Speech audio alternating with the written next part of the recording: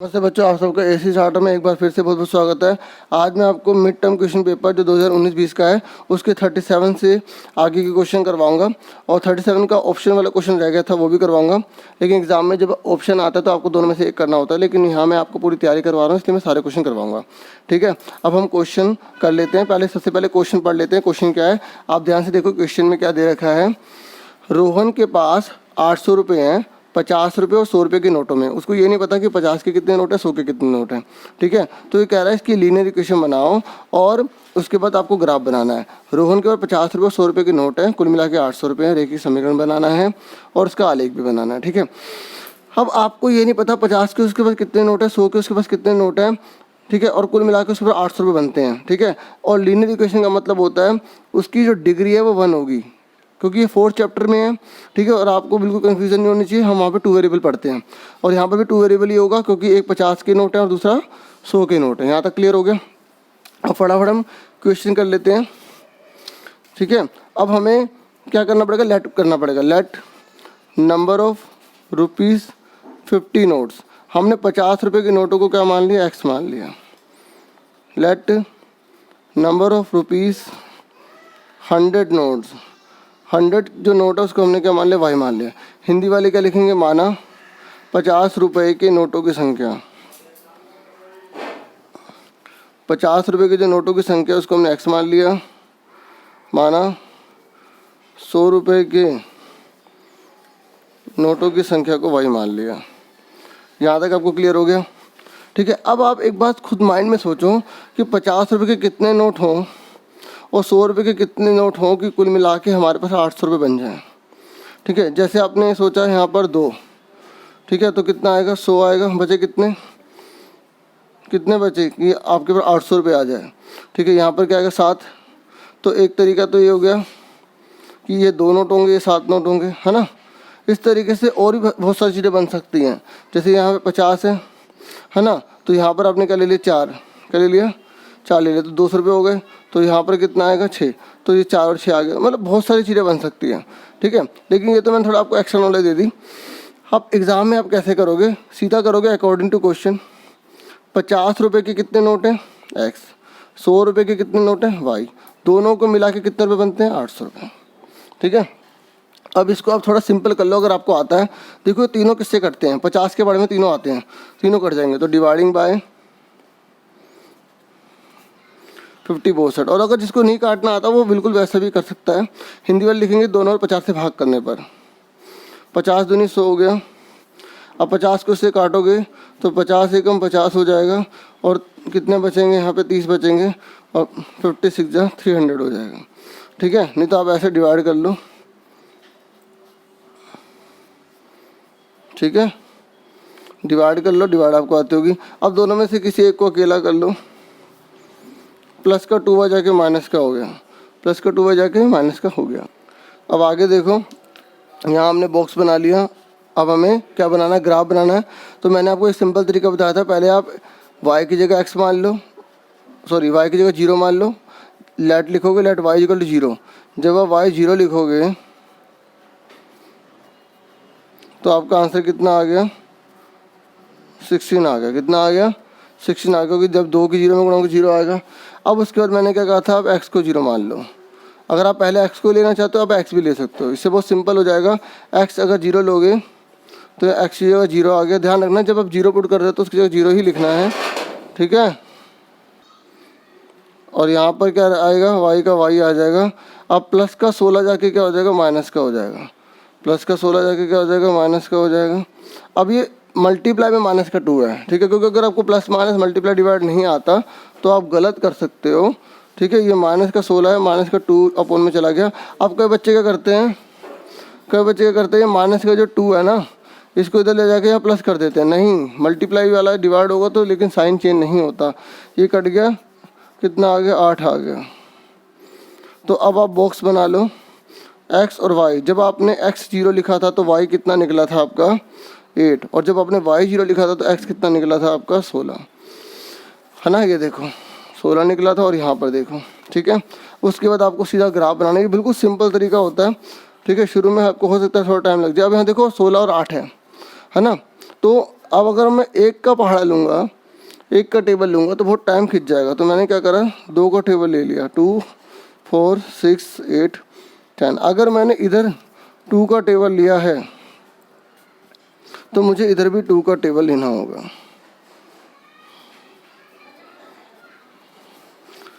यहाँ पर भी 2 का टेबल लेना होगा, ठीक है।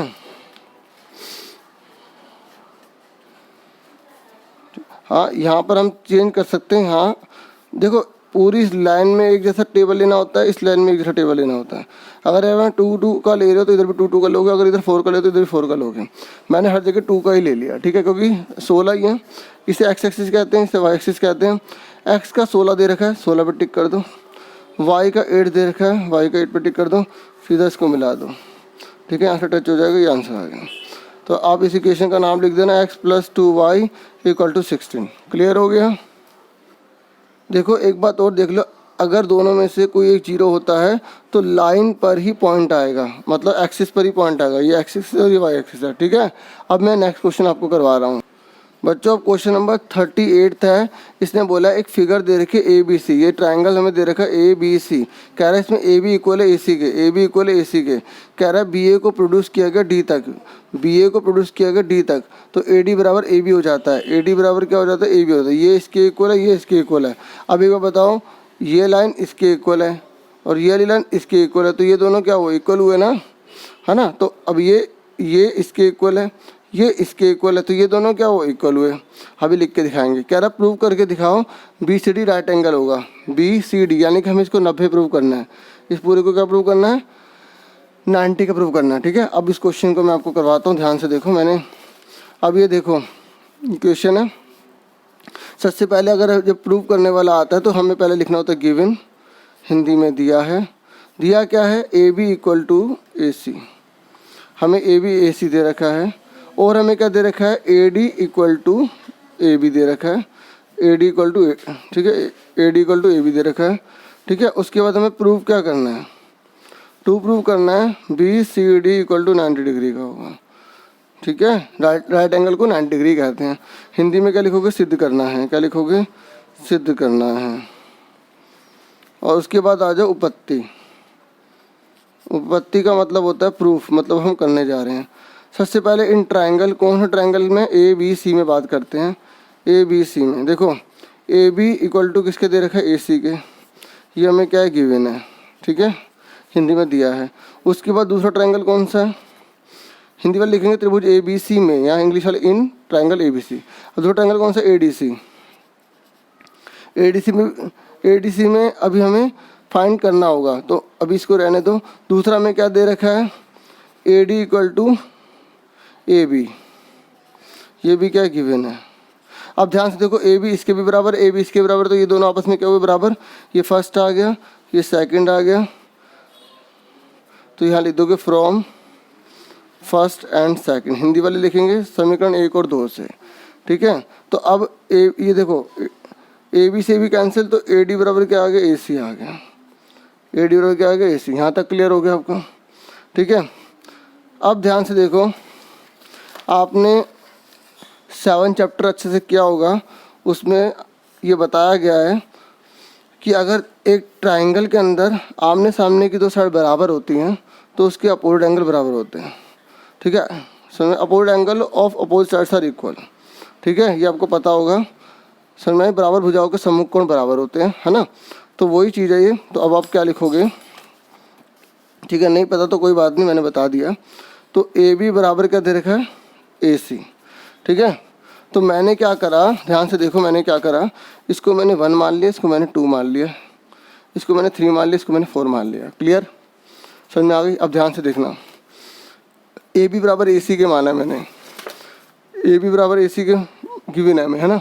तो ये इसके बराबर होगा, नहीं होगा, बराबर भुजाओं के सम्मुख कोण बराबर होते हैं, ठीक है। तो एंगल 1 = एंगल क्या आ गया, 2 आ गया। एंगल यहाँ तो लिखोगे गिवन है, ठीक है, यहाँ लिखोगे therefore angle opposite to equal sides are equal. बराबर भुजाओं के सम्मुख कोण बराबर होते हैं। ये अच्छे से सारी स्टेटमेंट याद करो, अगर पूरे 100% लाने हैं तो बराबर हो जाओगे समकोण बराबर होते हैं। ठीक है, उसके बाद हमने क्या प्रूव करा, AD बराबर AC करा है। क्या करा, AD बराबर AC, AD बराबर AC। अब ये कौन सा ट्रायंगल में है, इस वाले में ADC में है ना। तो अब AD बराबर AC है, तो AD के सामने कौन है 3 और AC के सामने कौन है 4, तो इसका मतलब क्या होगा 3 बराबर क्या होगा 4 के। तो यहाँ पर आपको ये वाली चीज़ पूरी सेम लिखनी है। अब एग्जाम में सेम मत लिख के आ जाना, नंबर कट जाएंगे। ठीक है, यहाँ सिर्फ समझा रहा हूँ इसलिए बता दिया। ठीक है, थोड़ा टाइम बच जाएगा। यहाँ तक आपको क्लियर हो गया। उसके बाद आप एक बार बताओ, एक ट्रायंगल का टोटल कितना होता है, एक ट्रायंगल टोटल कितना होता है 180 डिग्री होता है ना। तो बस वही इन ट्रायंगल, क्या नाम है ट्रायंगल का, DCB। क्या नाम है, DCB। ठीक है, DCB लिखो या BCD लिखो, बात एक ही है। ठीक है, इन ट्रायंगल BCD। तो एंगल कौन सा एंगल है, B, C और D। Angle B plus angle C plus angle D equal to 180 degree होगा। एंगल सम प्रॉपर्टी पूरा पूरा लिखना, त्रिभुज के तीनों कोणों का योग 180 डिग्री होता है। अब B की वैल्यू क्या है, B को हमने 1 माना है। क्या माना है, 1 माना है। C की वैल्यू क्या है 2 + 3। ठीक है, 2 जनों से मिलकर बना है। पता है 1 2 3 ऐसे मानने से क्या होता है, बच्चों को बिल्कुल कन्फ्यूजन नहीं होती, इसलिए बिल्कुल आसान तरीके से मैं करवाता हूँ। ठीक है, यही होता है एक्सपीरियंस का फ़ायदा, है ना, और आप फायदे का फ़ायदा उठाओ। ठीक है, अब 1 2 3 4, अब आपके माइंड में होना चाहिए क्वेश्चन कि प्रूव क्या करना है BCD। और BCD जब आपको प्रूव करना है तो उस BCD में कौन है 2 और 3, यानी कि आपको 2 और 3 चाहिए, है ना। इसका मतलब आपको 1 की जरूरत नहीं है। अगर आपको 1 की जरूरत नहीं तो 1 किसके इक्वल है, 1 इक्वल है 2 के, तो इसी जगह मैंने 2 लिख दिया। क्या हमें 2 की जरूरत है, यस। क्या हमें 3 की जरूरत है, यस। क्या हमें 4 की जरूरत है, नहीं। 4 किसके इक्वल है, 3 के। यहाँ तक क्लियर हो गया। अब 2 कितनी बार है, 2 बार। 3 कितनी बार है, 2 बार। अच्छा, इसको 2 2 4 मत कर देना प्लीज़। ठीक है, ये एंगल है और दोनों में 2 है तो कॉमन आ गया, और ये 2 इधर जाके क्या हो जाएगा, डिवाइड हो जाएगा। तो एंगल 2 + 3 कितना आ गया, 180 डिग्री आ गया। और 2 + 3 हमने किसको माना हुआ है, BCD को। अगर आप फिगर में ऐसा लिखोगे तभी आपको सही माना जाएगा। कई बच्चे फिगर में लिख के नहीं आते, वैसे लिख देंगे तो टीचर कहेगा इसने रटा हुआ है। ठीक है, ये 90 हो गया ना, तो ये 90 आ गया, हैंस प्रूव्ड। ठीक है, लास्ट में लिख देना BCD से राइट एंगल ट्रायंगल। ठीक है, यहाँ तक समझ में आ गया अच्छे से। क्वेश्चन मोस्ट इम्पोर्टेंट क्वेश्चन था, एग्जाम में काफ़ी बार रिपीट हुआ है। अब इसकी ऑप्शन वाला क्वेश्चन हम करेंगे। ठीक है, क्वेश्चन नंबर इसका है 38 का ही है कि दिखाइए कि चतुर्भुज की सभी भुजाओं का योग उसके विकर्णों के योग के से बड़ा होता है। Show the sum of all side of quadrilateral is greater than the sum of its diagonal. ध्यान से समझना है इस क्वेश्चन को। क्वेश्चन नंबर 38 है, और वाला है। ठीक है, मतलब जो चीज़ बोली पहले वो बना लो। इसने बोला चतुर्भुज बनाओ, तो हमने चतुर्भुज बना लिया, ABCD। ठीक है, तो इसने बोला क्या है कि इसकी चारों जो साइड है, सबसे पहले जो गिवन है वो लिख दो आप, है ना। गिवन क्या है, ABCD इज क्वाड्रिलेटरल।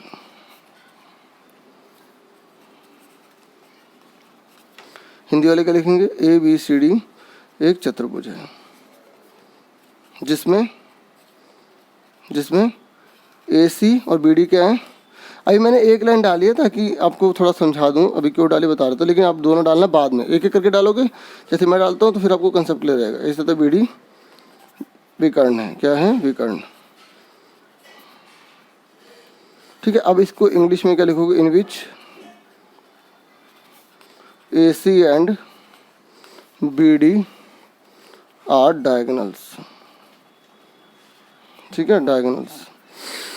क्लियर हो गया। अब टू प्रूव क्या करना है, टू प्रूव करना है AB + BC + CD + AD बड़ा होगा इन चारों का टोटल। ठीक है, विकर्ण AC + BD। अभी मैं इसको मिला नहीं रहा, बताता हूँ क्यों।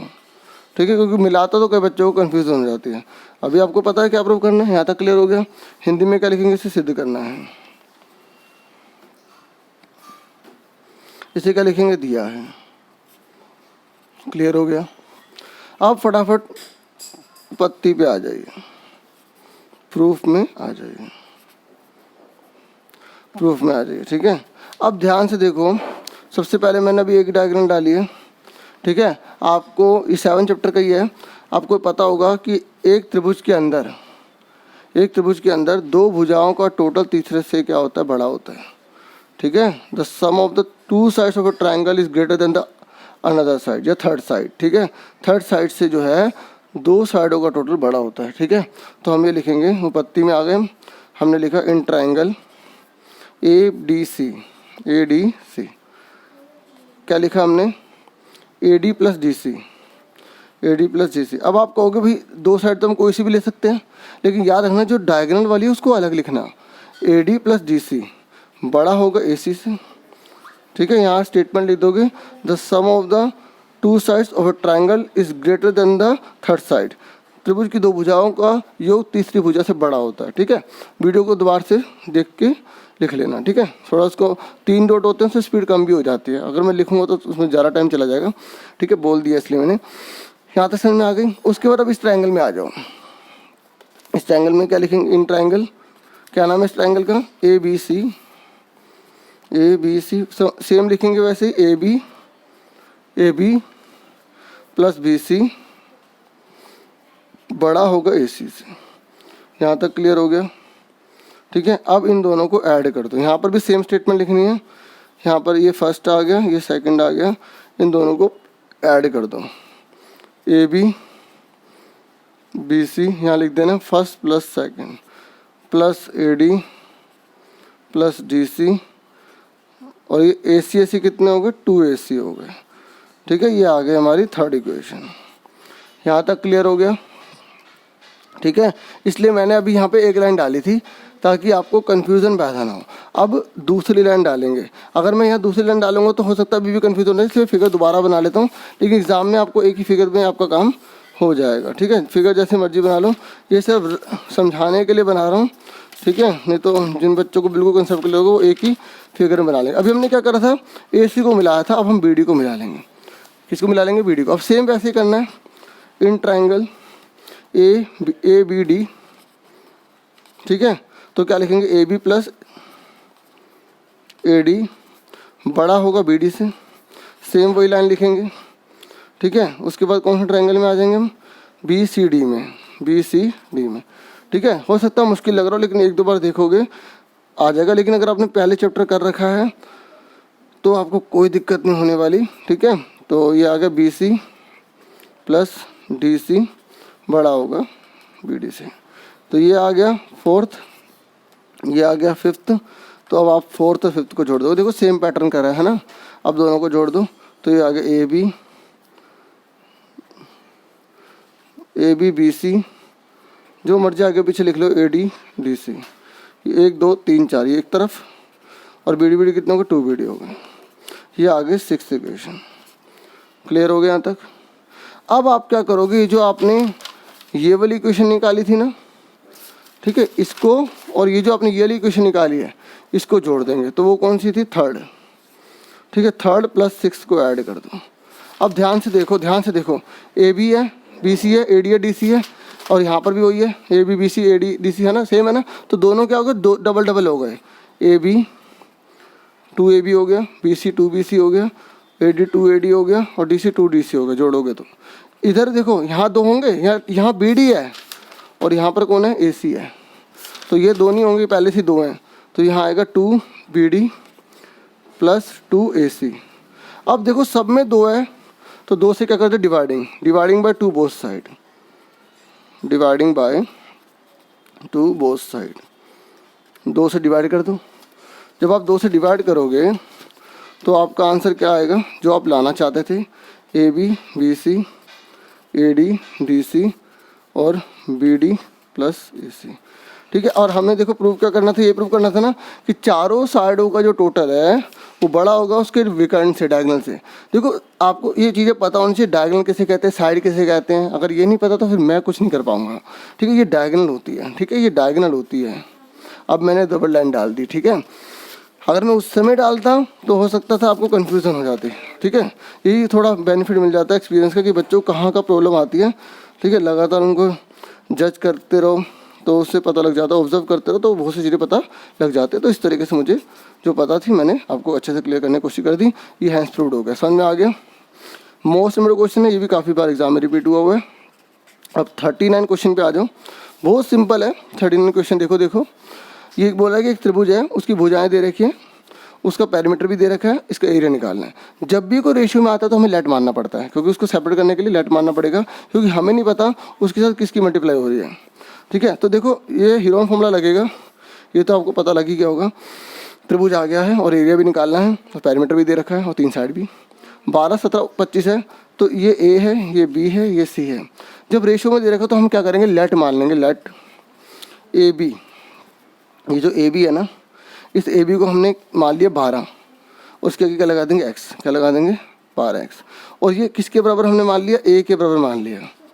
ठीक है, बी सी, ठीक है, यहाँ ए लिख देना, ये यहाँ लिख दो, कोई बात नहीं। मैं बी सी को हमने बी मान लिया, बी किसके बराबर ले लिया, 17x के। ठीक है, और तीसरा क्या, ए सी, सी किसका है, 25x। क्लियर हो गया। अब आपको पता होना चाहिए पैरामीटर दे रखा है ना 540, क्वेश्चन में देख लो, क्वेश्चन देख लो, क्वेश्चन में दे रखा है 540, है ना पैरामीटर। अब पैरामीटर का मतलब क्या होता है, पैरामीटर का मतलब होता है तीनों साइडों का टोटल, तीनों साइडों का टोटल।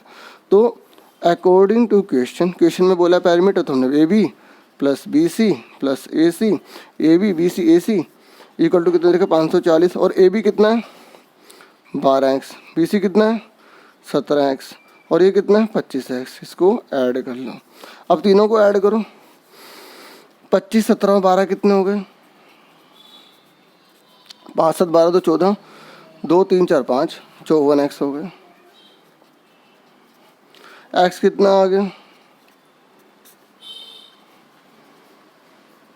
ये इससे कैंसिल हो गया, 10 आ गया। ठीक है, अब ए बी सी निकाल लो। मैंने इसलिए यहाँ पर ए बी सी शुरू में मान लिया, क्योंकि अगर आप ऐसे कर लोगे ना तो बहुत बेनिफिट रहेगा। ये तरीका पैटर्न सही से करा करो। ए कितना है, ठीक है, तभी कंसेप्ट अच्छे से क्लियर होगा। 12 और एक्स कितना दे रखा, 10, 120 आ गया। ठीक है, इसलिए मैं सारे क्वेश्चन के कंसेप्ट भी आपको साथ साथ बताने की पूरी कोशिश कर रहा हूँ, ताकि आपको अच्छे से क्लियर हो जाए। सी कितना दे रखा है, 25 × 10, 250। अब आप एक बार क्रॉस चेक कर लो, क्योंकि पैरामीटर तीनों का साइडों का टोटल होता है, तीनों साइड आपने निकाल ली। चेक कर लो कि 540 आ रहा है,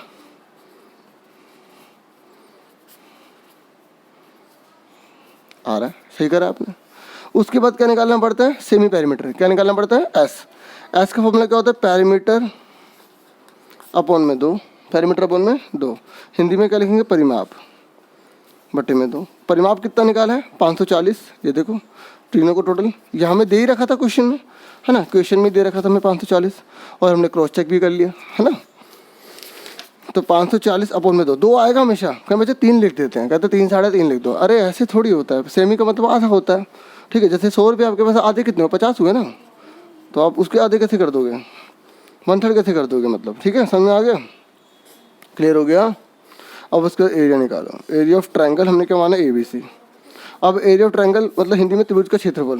हीरोन फॉर्मूला लगा देंगे, S S minus A, S minus B, S minus C. S कितना दे रखा है, 270। देखो मैं एक रिक्वेस्ट करूँगा कि अगर आपको मेरा पढ़ा हुआ अच्छा लग रहा है तो प्लीज़ दूसरों को भी शेयर कर दो, ठीक है, ताकि उनका भी फ़ायदा हो जाए। ठीक है, और सब्सक्राइब भी कर देना, मुझे मोटिवेशन मिलेगा, हाँ भाई मेरी मेहनत काम आ रही है। ठीक है, 270, 120 घटा दो अब इसमें से, कितना हो गया, 150 आ गया। कितना आ गया, 150 आ गया। अब इसको लेस करो, कितना आएगा, 270 में से 70 के 100 बचे। देखो यहाँ कोई साइन नहीं है ना, मल्टीप्लाई जरूर लगाना। ठीक है, अब इसमें से गए कितने बचे, 20 बचे। यहाँ तक क्लियर हो गया। अब आपको इसके प्राइम फैक्टर करने हैं। क्या करना है, प्राइम फैक्टर। 270 है ना, तो 270 के प्राइम फैक्टर अगर माइंड में कर सकते हो तो अच्छी बात है। 27 है तो 3 तिया 9 तिया 27 हो गया। ये 0 मतलब 10 है, 2 पंजे 10 हो गया। ठीक है, 15। अगर आपको ऐसे नहीं आ रहे तो आप ऐसे कर लो। ठीक है, ऐसे 3 पंजे 15, 5 एकम 5, 2 पंजे 10, 5 एकम 5। ठीक है, आप ऐसे भी कर सकते हो, आपके ऊपर है। ठीक है, नहीं तो आप ऐसे करो, थोड़ा सा देखो टाइम बचाओ। ठीक है, ये देखो 15 है तो 3 पंजे 15 हो गया, और ये 0 है ना तो 2 पंजे 10 हो गया। अब यहाँ पे 2 0 हैं तो 2 पंजे 10, ठीक है। और मैं इसको थोड़ा आगे कंटिन्यू कर देता हूँ, मल्टीप्लाई लगा देता हूँ, ठीक है। और 2 पंजे 10, अब 20 है तो 2 लिख दिया, फिर 0 है तो 2 पंजे 10, ठीक है। अब गिनो कितनी बार, ठीक है, दिख रहा है ना आप सबको, ठीक है। अब गिनो कितनी बार 2 है, 2 गिनो कितनी बार है, गिनो 1 2 3 4 5 6, 2 कितनी बार है, 6 बार है। अब फटाफट 3 गिन लो, 1 2 3 4 बार है, कितना है, 4 बार। उसके बाद अब आप 5 गिन लो कितनी बार है, 1 2 3 4 5 6, कितनी बार है, 6 बार। 1 2 3 4 5 6। अब रूट का मतलब ये होता है, ये मल्टीप्लाई लगा लो, रूट का मतलब, अच्छा ये इसके अंदर नहीं है, ये इसके साथ में है, ठीक है। ये मैंने मल्टीप्लाई का साइन लगा दिया, ठीक है, जगह कम थी इसलिए। क्लियर हो गया। अब फटाफट बताओ, जब रूट से जब बाहर निकलते हैं तो कितने निकलते हैं, 2 में से 1 बाहर निकलता है, ठीक है। ये देखो 1 2 3 4 5 6, तो 3 बाहर निकल जाएंगे, 1 2 3, ठीक है।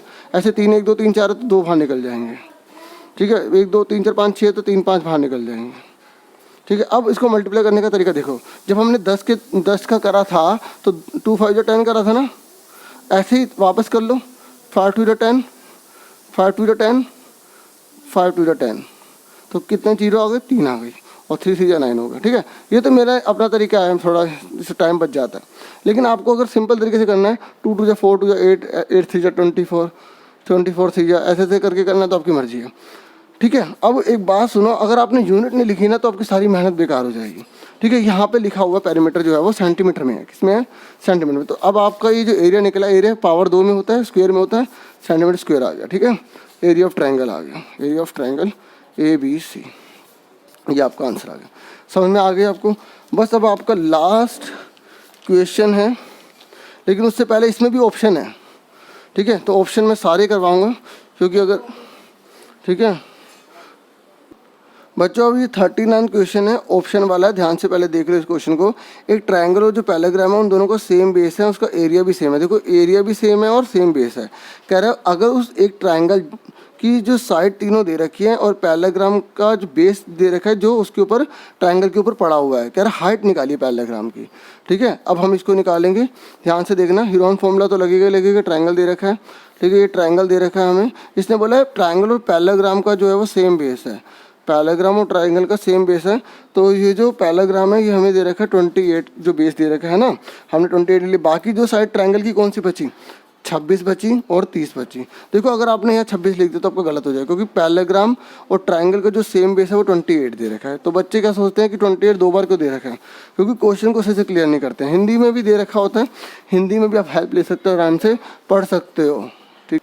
यहाँ तक क्लियर हो गया। फटाफट हम इसको नाम दे देते हैं, ABCD, इसको E नाम दे दिया, ठीक है। अब फटाफट सबसे पहले जो ट्रायंगल दे रखा है उसका हम हीरोन फॉर्मूला से एरिया निकाल लेंगे, क्योंकि दोनों का एरिया इक्वल है, दोनों के एरिया को इक्वल रख देंगे। और जो पैराग्राम का जो एरिया का फॉर्मूला होता है उसकी मदद से हम उसकी हाइट निकाल लेंगे। ये हमें हाइट निकालनी है, ठीक है, ये हमें हाइट निकालनी है। तो अभी इसके बारे में बाद में करते हैं, सबसे पहले ट्रायंगल का एरिया निकालते हैं। तो अब लिखेंगे इन ट्रायंगल ABC, मैंने क्या कहा था, जब भी कोई ऐसा हीरोन फॉर्मूला आए तो लेट मान लेना, लेट AB इजिकल टू, किसी को A मान लो, AB को हमने A मान लिया, कितना दे रखा 30, BC को हमने B मान लिया, कितना दे रखा 28, और AC को हमने C ले रख रखा है, तो कितना का 26।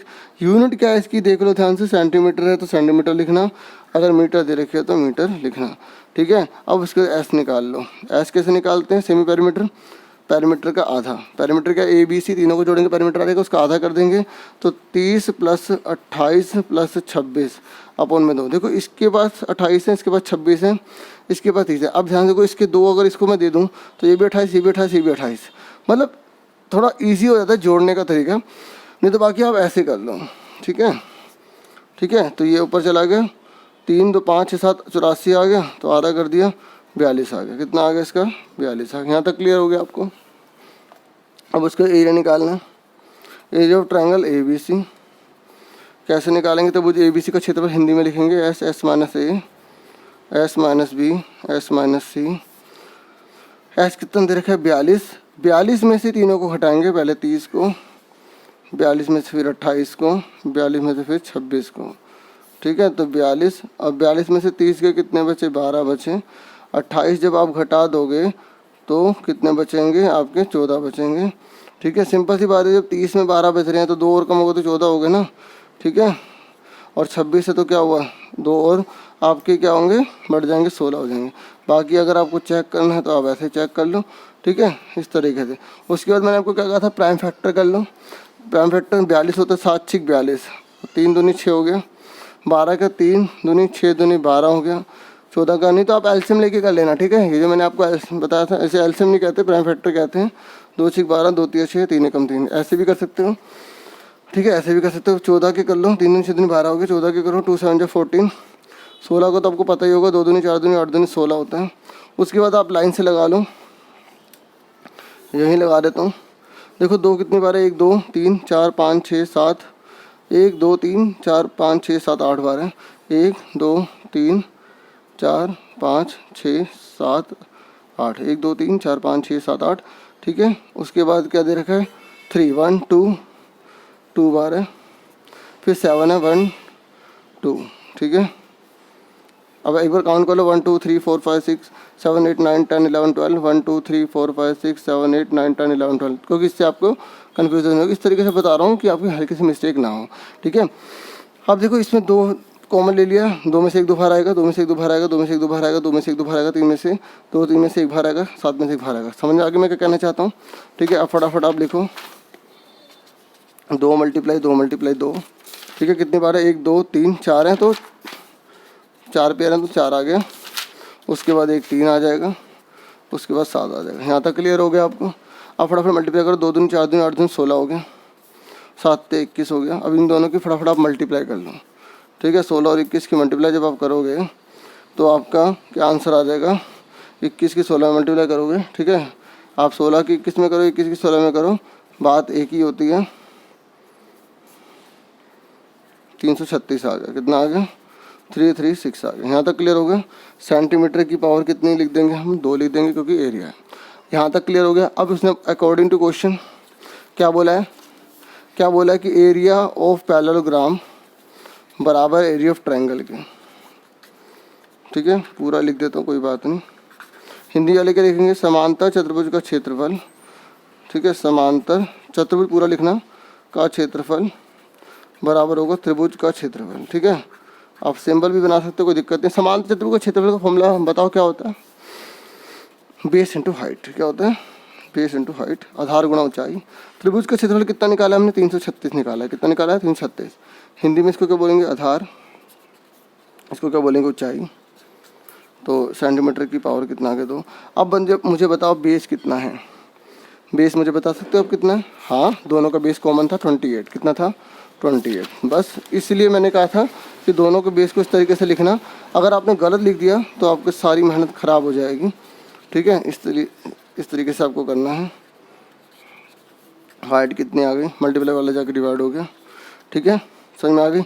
अब ये 336 जो था ना, ठीक है, अब इसको इससे कैंसिल कर लो। अगर आपको थोड़ा और ईजी करना है तो आप ध्यान से देखो, इस 336 के जब आपने टुकड़े थे वो ये थे, है ना, ये थे ना। अब इसको यहीं लिख लो 2 मिनट के लिए। ठीक है, आपने इसके टुकड़े लिख लिए, मल्टीप्लाई करो तो 336 ही तो आएगा, हाँ या ना। तो बस ऐसे लिख लिया 28। अब इसे काट दो, आसानी से कट जाएगा। 2 4 1 जा 2 2 4 जा 8, फिर 2 से काटो 7 7 7 कट गया। ठीक है, बाकी आप सीधा भी काट सकते हो, कोई दिक्कत नहीं है। थोड़ा मेरे को जो लगता है कि बच्चों को इस तरह बताना चाहिए कि जिससे उनको ज़्यादा ईजी लगे, इस तरीके से। 3 दूनी 6 दूनी 12 आपका आंसर आ गया। ठीक है, एक बार क्रॉस चेक करना है तो चेक कर लो कि 12 के 28 से मल्टीप्लाई करने पर वो आ रहा है। ठीक है, ठीक है, 2 8 16, 2 8 16।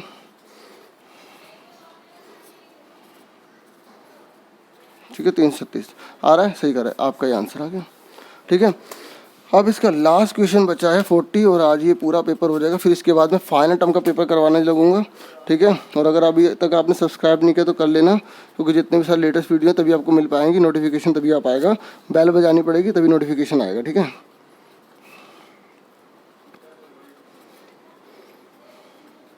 अभी इस क्वेश्चन में हमसे बोला गया histogram banana polygon with polygon. ठीक है,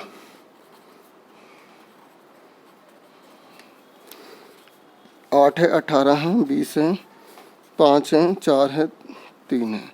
ठीक है, 1 2 3 4 5 6। ओके, ये हमें क्वेश्चन दे रखा है और ये हमें दे रखा है, ये हाइट है और ये हमें दे रखा है नंबर ऑफ़ एम्प्लॉयज़। ठीक है, पूरा पूरा आपको लिखना है। देखो ये क्वेश्चन देख लो एक बार, क्लियर हो जाएगा। हिस्टोग्राम एंड पॉलीगन बनाना है, फ्रीक्वेंसी पॉलीगन इस टेबल में। ठीक है, दोनों एक ही साथ बनाने पड़ेंगे आपको। आयत चित्र और बारंबारता बहुभुज बनाना है, तो बहुत ही सिंपल है, सबसे आसान क्वेश्चन दिया है इन्होंने। ठीक है, आप ऐसे लाइन डाल दो, लेकिन आपको ग्राफ में बनाना पड़ेगा। यहाँ तो मैं प्रैक्टिस के लिए आपको करवा रहा हूँ। अब मुझे बताओ कि यहाँ पे कितने का टेबल लूँ। यहाँ देखो ज़रा कितना है, 20 तक है, तो मैंने कितने का ले लिया, 2 का ले लिया। देखो यहाँ 0 लिखना, ठीक है।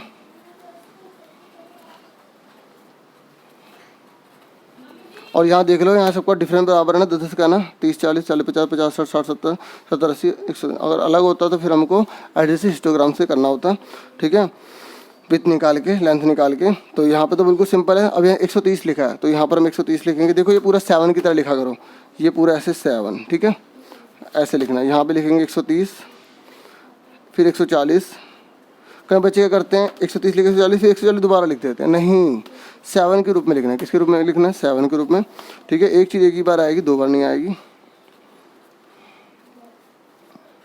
ठीक है, ऐसे एक क्लास एक ही बार में पास करो, 2 बार पास मत करो। ठीक है, टाइम वेस्ट मत करो, 2 बार में पास मत करो। ठीक है, ये एडवाइस करूँगी। ये एक्स एक्सिस होता है, ये वाई एक्सिस होता है। ठीक है, अब फटाफट अब जल्दी से ये क्या है, ये सब क्या है, ये हाइट है और ये क्या है, नंबर ऑफ़ एम्प्लॉयज़ हैं। नंबर ऑफ़ एम्प्लॉयज़ आपको यहाँ लिखना पड़ेगा, नंबर ऑफ़ एम्प्लॉयज़। ठीक है, आपको पूरी डिटेल यहाँ देनी पड़ेगी। ठीक है, उसके बाद आप फटाफट आ जाओ। पहले देखो यहाँ पर मैं 0 था, एक बात ध्यान सुनो, यहाँ 0 था, अचानक 130 आ गया। इसके बीच का डिफरेंस 130 है और यहाँ पे 10 का डिफरेंट है ना। तो अब यहाँ पर आपको जिग ऐसी लाइन डालनी पड़ेगी। अगर ये लाइन नहीं डालोगे तो आपके मार्क्स कट जाएंगे। ठीक है, हाइट, नंबर ऑफ एम्प्लॉयज़, पूरी चीज़ लिखना। हिंदी वाले हिंदी में लिखना, ऊंचाई और कर्मचारियों की संख्या। ठीक है, आप फटाफट देखो 130 से 140 कितना है, 130 से 140 8 है। कितना है, 8। तो 130 से 140 ये 8 बना दिया। उसके बाद 140 से 150 कितना, 18। तो ये 18 आ गया। उसके बाद 20 है। ठीक है, अब जितना पूरा पेपर मैंने करवा दिया, एक भी क्वेश्चन नहीं छोड़ा। ठीक है, और आपको भी फिर पूरी मेहनत करनी होगी, तभी बात बनेगी। देखो 3 जो है वो 4 2 के बीच में है, यहाँ तक आ गया। अब हमें बनाना है फ्रीक्वेंसी पॉलीगन। तो इसका जो मिड पॉइंट होगा, मिड पॉइंट आ रहे हैं। देखो बच्चे कोने को मिला देते हैं, जो गलती कर रहे हो बता रहा हूँ। कोने को नहीं मिलाना, बिल्कुल मिड पॉइंट को लेना है। जैसे 130 और 140 के बीच में 135 है, तो 130 तो बिल्कुल बीच में लेना है। ठीक है, अब इनको जोड़ दो, बिल्कुल स्केल से जोड़ना और ग्राफ पे बनाना, इसको नीचे तक मिला दो। ठीक है, इस तरीके से आपका कंप्लीट हो गया। उम्मीद करूँगा आपको अच्छे से समझ में आएगा। ठीक है, आज के लिए इतना बहुत है। अब मैं नेक्स्ट जो है फाइनल टर्म का पेपर लेकर आऊँगा, इसी उम्मीद के साथ कि आप अच्छे से पढ़ रहे हैं, मेहनत कर रहे हैं और खूब प्रैक्टिस कर रहे हैं। और बस इतना ही कहूँगा, अच्छे से पढ़ें, आपका नाम रोशन करें। Thank you for watching, thank you once again.